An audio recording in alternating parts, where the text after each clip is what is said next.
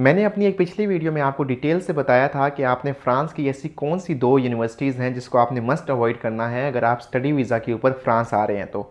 भाईजान आज क्या हुआ, सुबह जैसे ही मैं उठा तो मुझे यूट्यूब की तरफ से एक ईमेल आई हुई थी जिसमें बोला गया था कि भाई आपके ऊपर डिफेमेशन फाइल हुई है, जिसकी वजह से आपकी जो वीडियो है वही वाली पर्टिकुलर वो रिस्ट्रिक्ट हो गई है और वो कुछ कंट्रीज़ में शो नहीं होगी, जिसके में यूके शामिल है। और मैं आपके साथ जो मुझे यूट्यूब की तरफ से ईमेल आई है तो वो भी मैं आपके साथ एज अ प्रूफ अटैच कर रहा हूँ, आप इसको खुद भी पढ़ सकते हैं।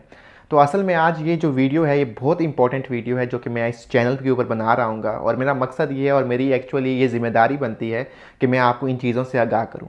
फ़र्स्ट ऑफ़ ऑल मैं आपको बताना चाहता हूँ इस वीडियो में कि भाई आप अगर कंसल्टेंट को हायर कर रहे हैं तो भाई आपने किस तरह कंसल्टेंट के फ्रॉड से बचना है, क्योंकि कंसल्टेंट्स का फ्रॉड बहुत बड़ा फ्रॉड है और बहुत फ्रीक्वेंटली होता है और बहुत से लोगों के साथ होता है। तो मैं आपको आज बता रहा हूँ कि भाई आपको किस तरह पता करना है कि कोई कंसल्टेंट जो है वो सही है या नहीं है अगर आप फ्रांस के स्टडी वीज़ा के लिए आ रहे हैं, और आपको किस तरह उनकी इन्फॉर्मेशन पे रिलाई करना है। तो ये बहुत इंपॉर्टेंट एलिमेंट होगा उन लोगों के लिए जो कि अपना प्रोसेस किसी से करवा रहे हैं, तो ये वीडियो आप ज़रूर देखें। दूसरी चीज़ मैं आपके साथ जो शेयर करूँगा वो ये करूँगा कि आपने कैसे लोगों को फॉलो करना है अपनी जो इन्फॉर्मेशन के लिए, अपनी गाइडेंस के लिए।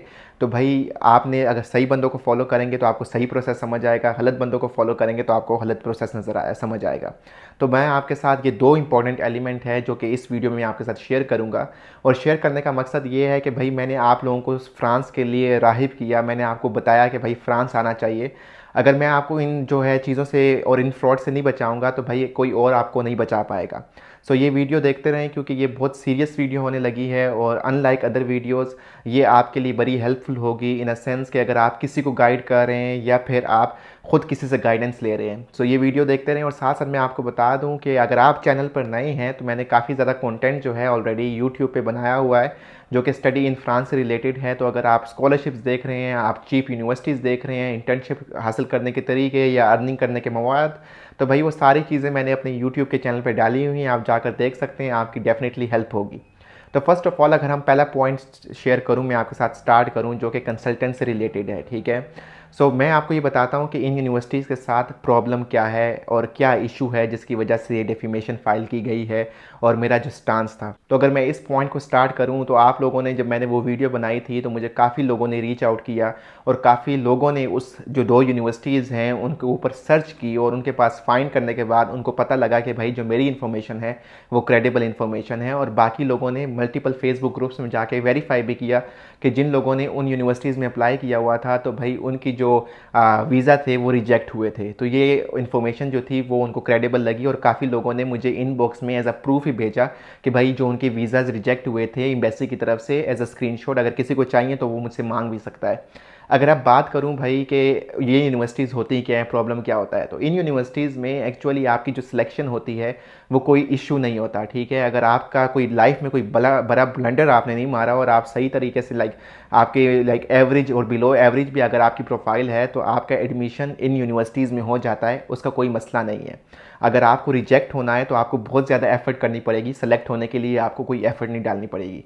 तो क्या होता है जब इस यूनिवर्सिटीज़ में आपका एडमिशन होता है तो जब आप एम्बेसी की तरफ जाते हो और एम्बेसी की वीज़ा प्रोसेसिंग पे स्टार्ट करते हो तो जब आपका इंटरव्यू होता है तो उसके बाद आपको वीज़ा रिजेक्शन आ जाती है। अब वीज़ा रिजेक्शन आती है तो भाई वो जो है ना, आपके पास मल्टीपल रीजंस होती हैं, लेकिन वो आपको एग्जैक्टली ये नहीं कहते कि भाई आपकी यूनिवर्सिटी जो है वो सही नहीं है। और आप जाकर आपने किसी के थ्रू प्रोसेस करवाया हो या फिर आपने खुद किया हो तो आप कभी भी ये एक्सपेक्ट नहीं कर पाएंगे unfortunately in most of the cases. बड़े रेयर केसेस में बता देते हैं कि भाई आपकी यूनिवर्सिटी सही नहीं है, बट एनीवेज वो इस तरह नहीं बताते एक्चुअली। सो अब क्या होता है कि पाकिस्तानी कंसल्टेंट या दुनिया के कोई भी आजकल कंसल्टेंट उठा लें तो वो क्या करते हैं, वो इन यूनिवर्सिटीज़ में अप्लाई कराते हैं जहाँ पर उनका पता होता है कि एडमिशन कन्फर्म है। तो सबसे पहले आपको ये वेरीफाई करना है, अगर आप किसी भी कंसल्टेंट के पास जाते हैं, अगर वो आपको ये कहता है कि भाई आपका जो एडमिशन है वो गारंटीड है, ठीक है। अगर वो आपको लेट्स से इन यूनिवर्सिटीज़ का मेंशन नहीं भी करता तो वो अगर कहता है कि भाई आपको मैं एडमिशन करवा के दूंगा तो भाई मैं आपको गारंटी दे रहा हूँ कि भाई वो आपके साथ किसी ना किसी तरीके से फ्रॉड करेगा। फ्रॉड किस तरीके से करेगा कि भाई या तो वो आपका एडमिशन जो है वो बहुत ज़्यादा एक्सपेंसिव यूनिवर्सिटी में करवाएगा, ठीक है, जिसकी फ़ीस जो है 15-20 हज़ार यूरोज़ होगी। अगर आप वो अफोर्ड कर सकते हैं well and good. Other than that वो क्या करेगा, वो इस तरह की यूनिवर्सिटीज़ में करवाएगा जो कि एग्रीगेटेड नहीं होती, जिसका फिर आपके बाद में वीज़ा नहीं आता।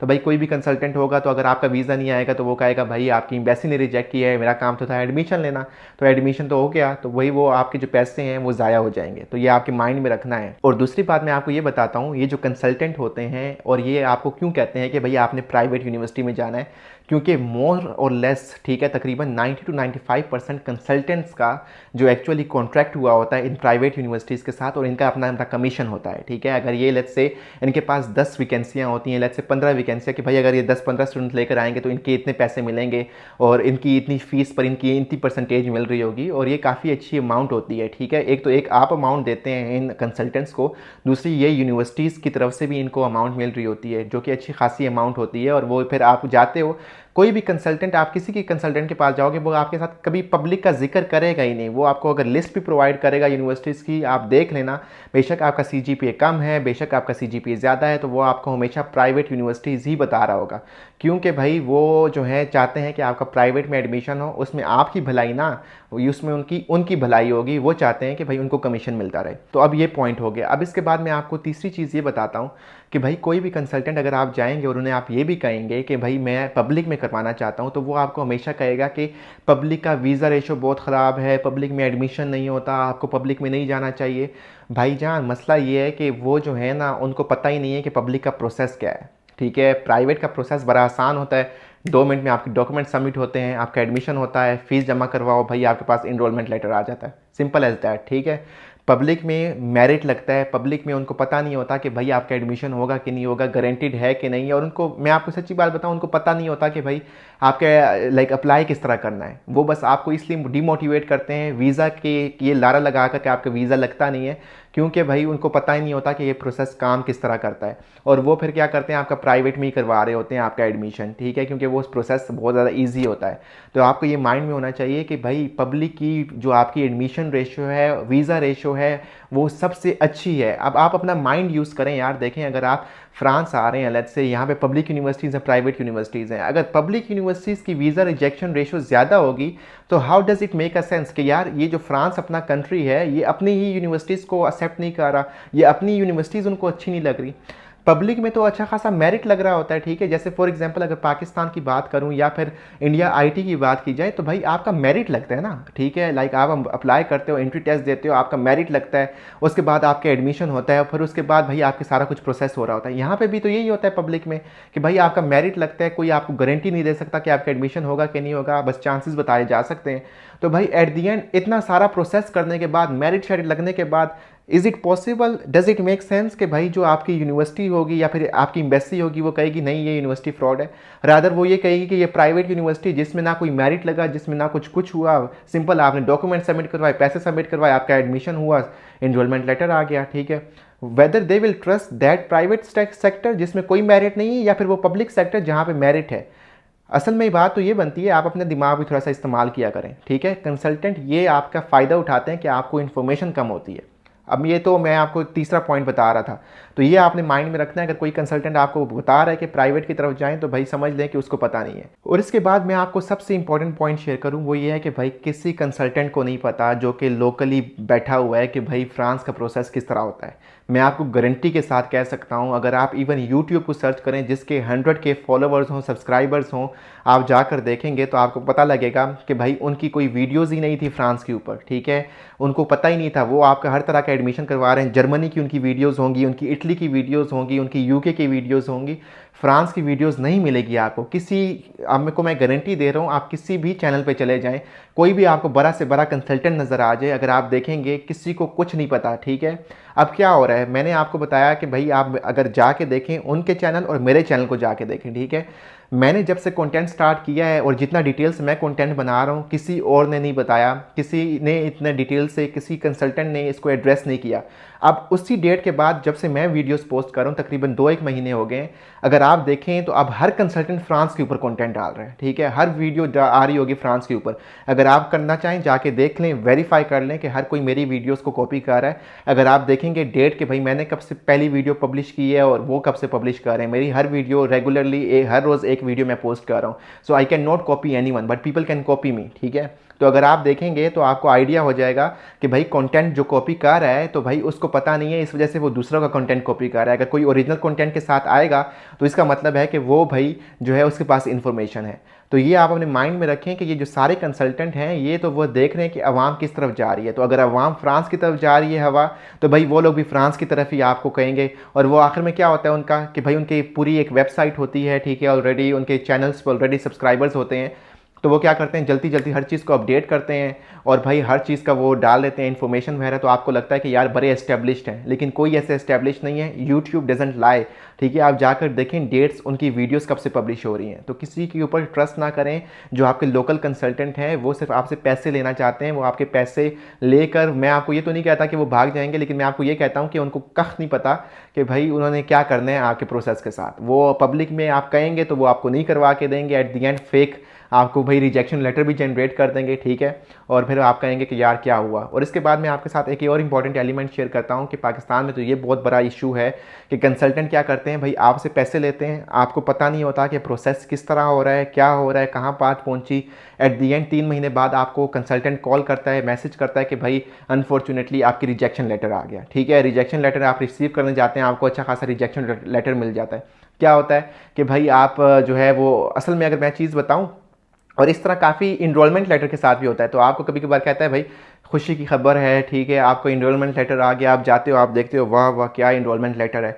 और मैं आपको सच्ची बात बताऊं, आप एम्बेसी पे जाते हो, आपका इनरोलमेंट लेटर वो ओरिजिनल होता ही नहीं है, ठीक है। और आपकी जो रिजेक्शन लेटर है वो उन्होंने खुद भी बनाया होता है। सो वो फेक बनाने के माहिर हैं। मैं आपको ये सच्ची बात बता रहा हूँ कि यार जो है ना, आजकल लोगों पे ट्रस्ट करना, कंसल्टेंट पे ट्रस्ट करना, स्पेसिफिकली अगर फ्रांस की बात की जाए, स्टडी इन फ्रांस के ऊपर, तो भाई आप तौबा करें, ठीक है, किसी के ऊपर ट्रस्ट ना करें।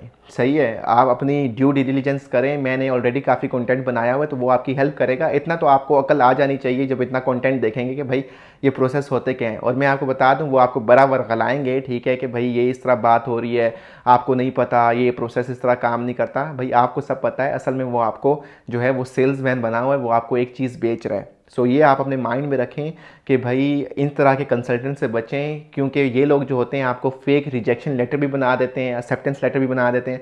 और अगर आपको अंदर की बात बताऊं तो भाई असल में इन्होंने अप्लाई तक नहीं किया होता, ठीक है। अप्लाई किए बगैर आपको रिजेक्शन या एक्सेप्टेंस लेटर दे देते हैं। भाई उनका तो फ़ायदा ये होता है कि भाई उनके पास फी, लाइक आपने ओबियसली पैसे दिए होते हैं, ठीक है। और आपका नुकसान ये होता है कि भाई आपके पास ना आप कुछ कर सकते हैं, ना वेरीफाई करवा सकते हैं। अगर आप में कोई इंटेलिजेंट होगा तो वो यूनिवर्सिटी को ईमेल करके वेरीफाई करवा लेगा, लेकिन बहुत से लोग नहीं कर पाते।